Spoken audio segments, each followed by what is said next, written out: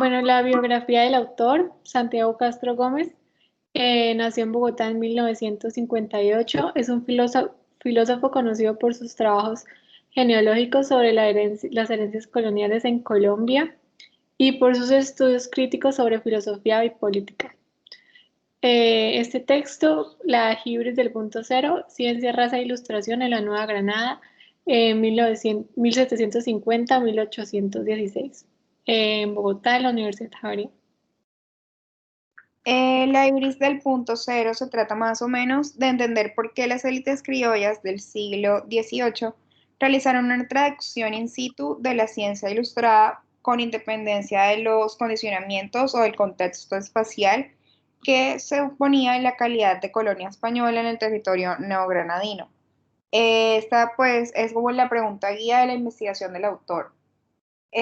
Además, la teoría postcolonial pues surge como una corriente de pensamiento crítica inspirada en la idea de que los esquemas de categorías que se manejan hasta hoy en las ciencias sociales son productos humanos que están orientados por intereses de estos mismos humanos. Entonces surge como la idea de que las ciencias sociales deben reflexionar sobre las condiciones en las que se producen los discursos y quién los está produciendo. La ibris del punto cero pues se ubica como en esta línea de pensamiento y trata de entender por qué las élites criollas realizaron pues esta traducción independientemente de las condiciones. Castro además señala como a manera de hipótesis que los pensadores neogranadinos son responsables de haber traducido el discurso del pensamiento ilustrado sin tener en cuenta las particularidades étnicas y culturales del lugar de enunciación. Y pues atribuye como este proceder a la pretensión que tenían los criollos de ser como limpios de sangre. Bueno, el autor concluye como que al enunciar el discurso ilustrado y el de la limpieza de sangre, pues como una unidad, los criollos intentaban posicionarse como un grupo dominante frente a los grupos mestizos, los negros y los indígenas.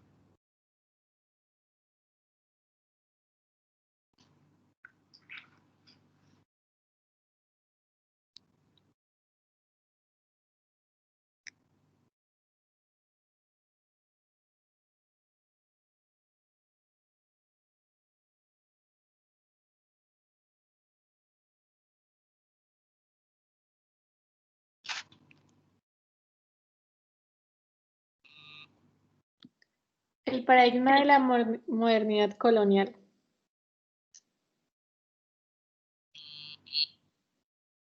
Bueno, son dos perspectivas, teoría postcolonial y pues acá el Edgar Said fue un crítico y teórico literario, musical y activista palestino-estadounidense. Él fue un actor y analista de fama mundial y miembro del Consejo Nacional Palestino. De 1963 hasta su muerte en el 2003, fue un profesor de literatura inglesa y literatura comparada en la Universidad de Columbia. Bueno, acá tenemos el numeral 1.2.1, que es la orientalización del Oriente. Entonces, pues en este numeral como que encontramos la relación entre colonialismo y ciencias humanas, que es lo que quiere establecer el autor. La teoría postcolonial, pues teniendo en cuenta los Estados Unidos y teniendo en cuenta que Edward Said es un gran exponente de pues este término, el orientalismo. Él escribió un libro con este mismo nombre en 1978, a través del cual estableció por primera vez este término, el cual es un concepto crítico que describe la forma en que Occidente elabora una representación despreciativa de Oriente. En el libro se establece que el proyecto ilustrado de la ciencia del hombre se sustenta en un imaginario geopolítico, el cual pues es el occidentalismo, que postula la superioridad de la raza blanca europea sobre todas las demás formas culturales del planeta. El orientalismo desde el siglo XIX se ha ejemplificado desde en la Academia Metropolitana porque se dictaban cátedras sobre civilizaciones antiguas a raíz del interés por las lenguas orientales.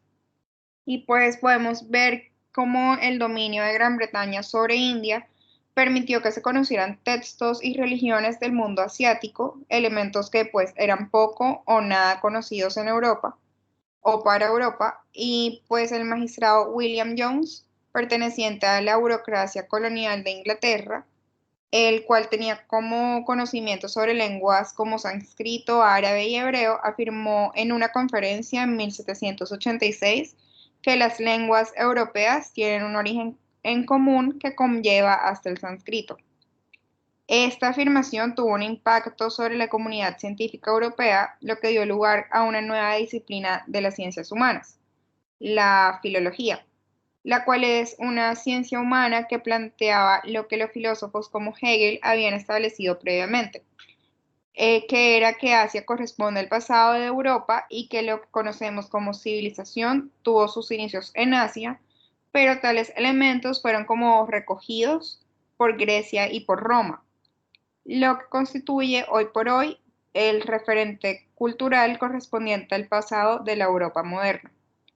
Otras ciencias humanas también empezaron a surgir, dado que el dominio europeo sobre el resto del mundo necesitaba una legitimación científica. Por esto se empieza a tomar un lugar importante las ciencias humanas como la arqueología, la historia, la etnología, la antropología, la geografía, la paleontología, entre otras.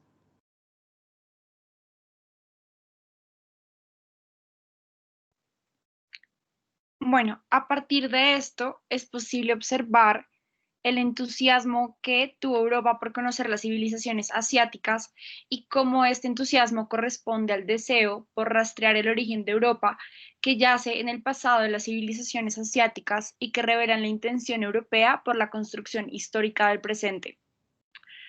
europeo. Según esto, podemos observar la manera en la que el pasado de las civilizaciones orientales constituyen un reflejo del presente ilustrado de Europa.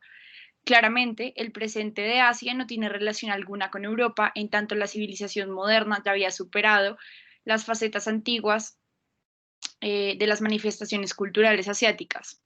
Por este motivo, Europa solo se interesó por el pasado de Asia, tomándolas como un elemento referente para la racionalidad moderna europea. El problema fue que Europa en la construcción de su identidad y de su pasado no ha tomado en cuenta otras culturas por considerarlas primitivas, y por ello su perspectiva y su visión del mundo ha sido acallada y ha quedado excluida de lo que se conoce como la historia mundial. Por ejemplo, en la representación del mundo oriental, Egipto está ligado con algo diferente, algo estético, exótico, misterioso.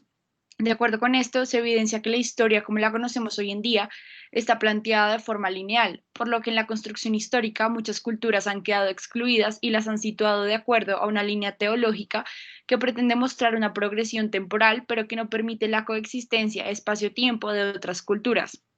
Por este motivo, la historia ha quedado subyugada a una única perspectiva o forma legítima de conocer el mundo, aquella dentro del margen de la racionalidad científico-técnica de la modernidad. Es por esto que el colonialismo tiene una estrecha relación con el nacimiento de las ciencias humanas, pues este deseo de Europa por construir una identidad y conocer algunas civilizaciones antiguas ha conducido a ciertas invasiones, como pasó con la arqueología motivada por el mundo egipcio, que surgió gracias a las invasiones napoleónicas. Retomando con el orientalismo, podemos observar que el punto central de este es aquel que apunta a que la dominación imperial de Europa sobre sus colonias en Asia y el Medio Oriente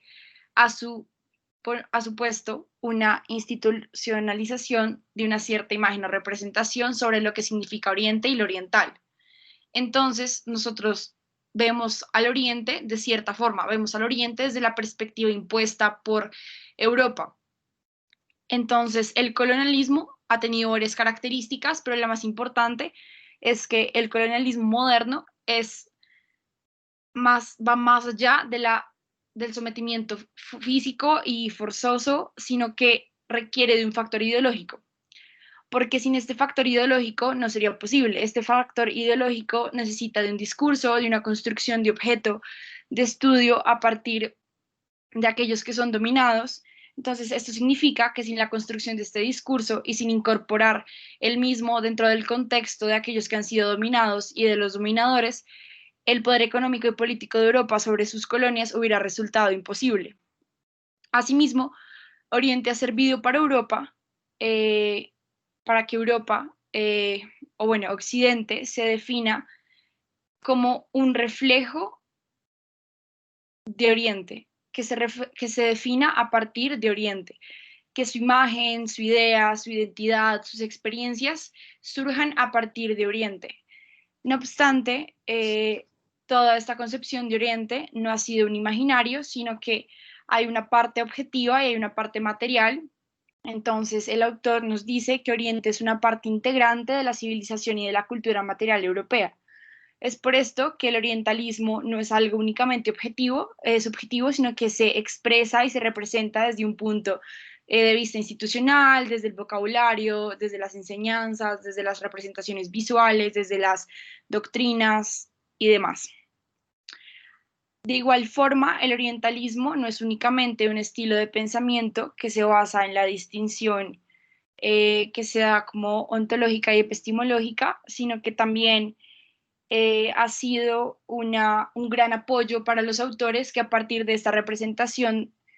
visual y de esta representación epistemológica y ontológica han elaborado teorías y han elaborado novelas o descripciones sociales, informes políticos,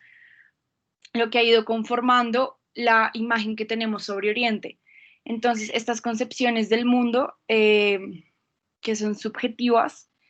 han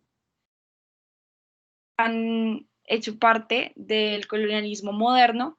que no se reduce únicamente al ejercicio de un poder económico y militar, sino que posee una dimensión cognitiva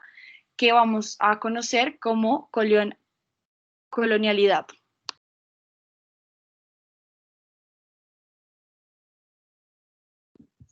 Bueno, por otro lado, para Said, el vínculo geopolítico entre el conocimiento y pues el poder se ha creado como al oriente, es el mismo que sostiene una clase de hegemonía cultural, económica y política de Europa sobre el resto del mundo a partir del siglo de las luces. Pues en verdad es que uno de los argumentos más interesantes de Said es que la colonialidad es un elemento constituido de la modernidad, pues en sí se representa a sí misma desde un punto de vista mucho más ideológico que sobre la creencia de que la visión geopolítica del mundo, pues como es centros y periferias, y se funda en una división ontológica. Él también habla de una clase de deuda, que tiene una clase de deuda con el pensamiento de Foucault. En sí dice que para definir el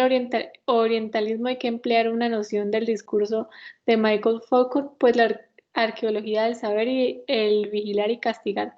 porque probablemente si esto no se examina, el orientalismo como un discurso posiblemente no se comprende como una disciplina tan sistemática a través de la cual la cultura europea ha sido capaz de manipular o pues dirigir. También habla de la cultura occidental o the West, que presenta como la parte activa, se entiende como creadora y donadora de conocimientos. Esta también tiene una misión que es llevar o difundir la modernidad por todo el mundo. De otro lado, por otro lado, están todas las demás culturas, que es the Rest, que presentadas como elementos pasivos y receptores del conocimiento. Y estas tienen la misión de acoger de algún modo el progreso y la civilización que viene desde Europa. Bueno, en cuanto a lo característico de Occidente, es que en sí la disciplina, la creatividad del pensamiento abstracto y la posibilidad de instalarse cognitivamente en el punto cero, mientras que el resto de las culturas son vistas como prerracionales, espontáneas, ilimitadas, empíricas y dominadas por el mito. También dice que la gran acción de State es haber visto que los discursos de las ciencias humanas se sostienen sobre una maquinaria mucho más geopolítica, que es como de saber y poder, que ha subalternalizado las otras voces de la humanidad desde un punto de vista cognitivo, como más o menos declarando la ilegitimidad, la existencia simultánea de distintas formas de conocer y producir conocimientos. Y para finalizar, pues también a la expropiación territorial y económica que hizo Europa hace mucho con las colonias, y esto viene como de una expropiación epistémica que condenó a los conocimientos producidos en estas a ser tan solo el pasado de la ciencia moderna, porque aunque orientalismo plantea de forma convincente los vínculos geopolíticos entre ilustración, colonialismo y ciencias humanas, desde el campo de los estudios latinoamericanos esto se ha venido desarrollando como una teoría de lo colonial que no solo complementa, sino que agrega unos nuevos elementos al postcolonialismo de Seito.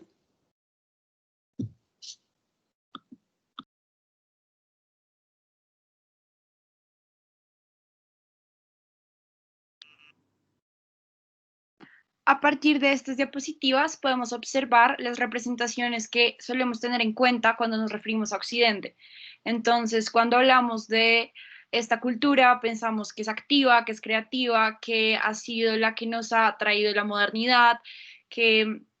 y ha sido la que ha logrado posicionarse como el punto cero a nivel cognitivo. Es decir, tenemos como referente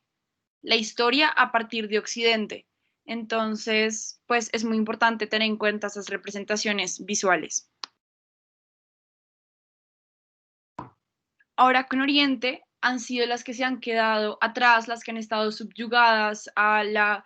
historia de Occidente, entonces solemos tenerlas en cuenta como el resto o a veces ni siquiera las tomamos en cuenta, las vemos como con un rol mucho más pasivo, sentimos que no están tan integradas o que no han sido tan activas en la conformación histórica, y las vemos más como receptoras de conocimiento y acogedoras de progreso. Entonces sentimos que han sido las que han tenido que esperar a que llegue el conocimiento y la modernidad por parte de Occidente. En conclusión, Santiago Castro Gómez señala que las ciencias humanas del siglo XVIII,